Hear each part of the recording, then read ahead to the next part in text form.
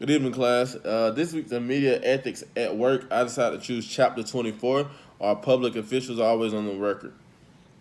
In chapter 24, are public officials always on the record? A young tech savvy reporter found controversial comments on a public official blog. The situation at hand was a lady by the name of Miranda Waitling was at her desk in the newsroom of a Lafayette Journal and Courier when she got a Google alert relating to her beat. She was covering K through 12 education for a Garnet paper in West Central India. This was her first job after college. She too covered issues with teachers, taxes, classroom activities, and school accountability. All these many different topics had helped her cover and produce several pieces a week. The challenge at hand was that she wanted to find whether or not other public officials thoughts this way. Plus, she needed to know if Bunda was the author of the blog. Whaling took the concerns to JNC local editor David Barnett, who had been in the community for several years and would know the backstory of the situation.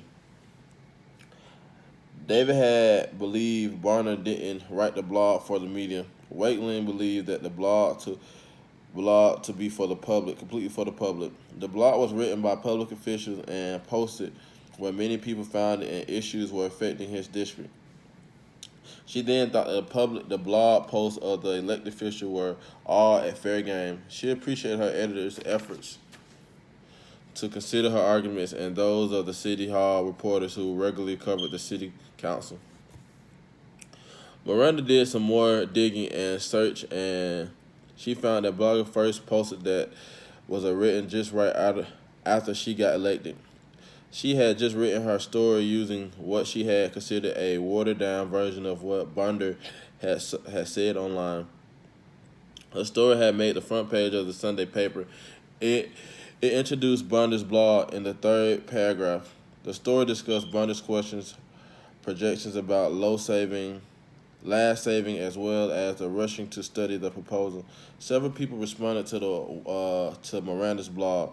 In the end, Miranda thought her story dealing with Bunder's blunt comments helped her and sparked debate that the idea of the city and the schools. My comments on this is I think that the blogging that Miranda made her a better editor because she was so determined to get the truth, and yet at the same time she used her own ideas to help her. Even though she was just getting out of college, I feel like she was becoming a great editor. Second, I think a lot of blogs are being copied in today's society. I think no one's really original with it. That's just my opinion. Thirdly, I think that they should change the claim on the blogging, how they said that in the chapter, everything been up for fair game. But I feel like if those are someone's own words that they typed or either written down, I feel like you shouldn't be able to touch those. But apparently in the blogging world, you can touch them. And lastly, I feel like people really don't care what a lot of bloggers think, and they're just going with their own ideas despite what has been said, which I think it should be like that because who cares about what you think? It's just a blog. And that's all I have to say for today. Have a great day. Ugh.